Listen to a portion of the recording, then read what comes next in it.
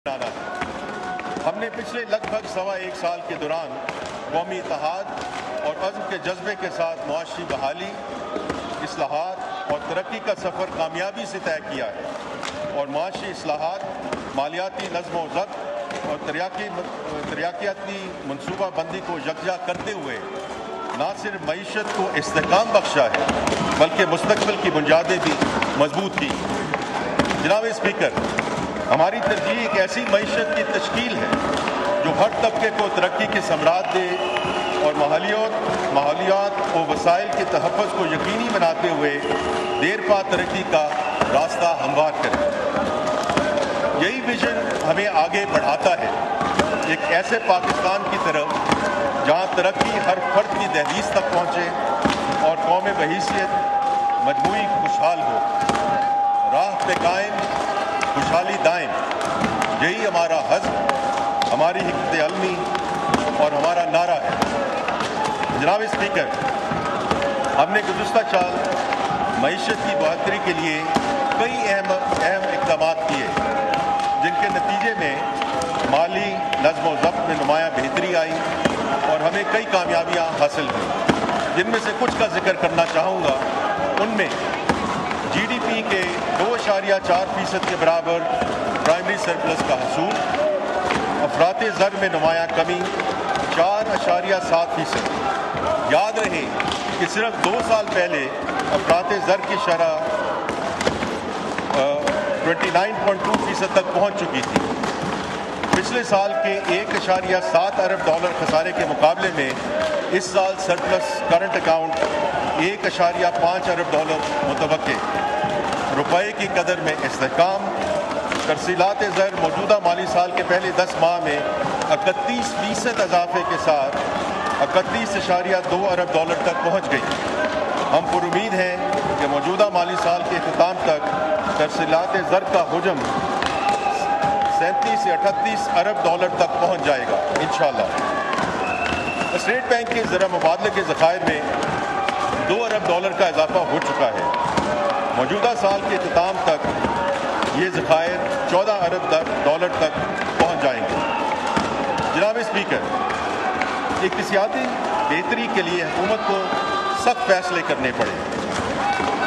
पाकिस्तान के गजूर अवाम ने भी मुतअद्दिद कुर्बानियाँ दी जिनके मुस्बत नताइज सामने आए। हमारी मैक्रो इकनॉमिक स्टेबलाइजेशन प्रोग्राम की कामयाबी को बैनुल-अक़वामी सतह पर तस्लीम किया गया। ग्लोबल फाइनेंशियल इदारे, रेटिंग एजेंसीज और मुल्की और गैर मुल्की सर्वेज मईशत में बेहतरी की गवाही दे रहे हैं। PwC के मुताबिक कारोबारी इदारों के सरबराहान का मईशत में बेहतरी पर एतमाद 49% से बढ़कर 83% तक पहुँच चुका है। इसी एतमाद की बाज़गश्त ओवरसीज चैम्बर के तहत पाकिस्तान में कारोबार करने वाले बैरूनी सरमायाकारों में भी सुनी जा सकती है, जहाँ बिजनेस कॉन्फिडेंस इंडेक्स में तारीखी बेहतरी आई। गैलप के मुताबिक भी पाकिस्तानी मईशत में वाज़ेह बेहतरी आई है और हाउस होल्ड फाइनेंशियल आउटलुक में सिर्फ पिछले सीमाही में 27.5% इजाफा हुआ है। इप्सोस सर्वे के मुताबिक पाकिस्तान के बेहतर मुस्तकबिल के हवाले से अवाम और मुकामी सार्फिन की तवक्कुआत में इजाफा हुआ है और ये 6 साल की बुलंद तरीन सतह पर पहुँच चुकी है। फिच ने पाकिस्तान की रेटिंग को CCC+ से बढ़ाकर B- करते हुए मुआशी मुस्तकबिल में बेहतरी की नवीद दी है। मूडीज़ ने भी मईशत में बेहतरी की निशानदही की है। Asian development bank, world bank और IFC ने न सिर्फ पाकिस्तानी मईशत के मुस्तकबिल पर एतमाद का इजहार किया है बल्कि पाकिस्तान के लिए खतीब फाइनेंसिंग फराहम करने का भी ऐलान किया है। वज़ीर आज़म मोहम्मद शहबाज शरीफ की क़यादत में हुकूमत ने मुख्तसर अरसे में मुख्तलिफ सेक्टर्स में कई अहम कामयाबियाँ हासिल की हैं। मैं इन कामयाबियों और कुछ अहम इस्लाहात की तफसील दीवान के सामने रखना चाहता हूँ। सबसे पहले FBR रिफॉर्म। जनाब स्पीकर, हमारा सबसे अहम मुआशी मसला महसूलात के निज़ाम की मुसलसल कमज़ोरी थी। पाकिस्तान की टैक्स टू GDP रेशो 10% थी जो कि तरक्याती अखराजात और रियासत की इंतज़ामी मामला चलाने के लिए नाकाफ़ी थी। मज़ीद बराह FBR کے مطابق پاکستان میں ٹیکس گیپ کا تخمینہ 5.5 ٹریلین روپیہ لگایا گیا، یعنی ہم آدھے سے زیادہ ممکنہ ٹیکس سے محروم تھے۔ یہ صورتحال ناقابل قبول تھی۔ اس خلا کو پل کرنا نہ صرف ضروری تھا بلکہ ملک کو 14% ٹیکس ٹو GDP ریشو کی پائیدار ترقی کی راہ پر ڈالنا ناگزیر تھا۔ یہ بات روزے روشن کی طرح یہاں ہو چکی تھی کہ FBR اس حل کا محض ایک حصہ نہیں بلکہ بنیاد ہے۔ FBR کو ٹرانسفارم کیے بغیر معیشت کو مستحکم کرنا اور قومی اہداف حاصل کرنا ممکن نہ تھا۔ اسی لیے وزیر اعظم کی سربراہی میں FBR ٹرانسفارمیشن پلان کا آغاز کیا گیا۔ یہ کوئی روایتی مشق نہیں تھی بلکہ وزیر اعظم کی براہ راست نگرانی میں ایک تفصیلی مشاورت کے ذریعے تیار کیا گیا منصوبہ تھا، جس کی ستمبر 2024 میں باقاعدہ طور پہ منظوری دی گئی۔ اس منصوبے کی بنیاد 3 ستونوں پر ہے: پیپل، پروسیس اینڈ ٹیکنالوجی۔ جناب اسپیکر، اس منصوبے کا محور ڈیجیٹل ٹرانسفارمیشن ہے۔ پاکستان میں ٹیکنالوجی لانے کے مینڈیٹ کے ساتھ فرال بورڈ کی تشکیل نو ہو چکی ہے۔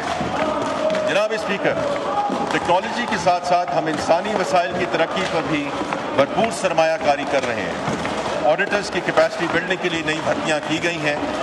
شعبہ جاتی ماہرین اور آڈٹ مینٹورز کو کلیدی اکائیوں میں تعینات کیا گیا ہے تاکہ تربیت اور پیشہ ورانہ رہنمائی کے تسلسل برقرار رکھا جا سکے۔ افسران کو آڈٹ، قانون اور ڈیجیٹل مہارتوں پہ مبنی معظم تربیتی پروگرام کے ذریعے اسکل کیا جا رہا ہے۔ پیچیدہ قانونی مقامات کی پیروی کے لیے صف اول کے قانونی فرموں کی خدمات حاصل کی جا رہی ہیں۔ سب سے اہم بات یہ ہے جناب اسپیکر کہ اب افسران کو ریوارڈز محض سینیورٹی سے نہیں بلکہ ان کی کارکردگی، پیشہ ورانہ رویے اور دیانتداری سے مشروط کیا گیا ہے۔ جناب اسپیکر، میں ایوان کو بتانا چاہتا ہوں کہ اس منصوبے کے ابتدائی نتائج نہایت حوصلہ افزا رہے ہیں۔ چینے کے شعبے سے محصولات میں 47% اضافہ ہوا۔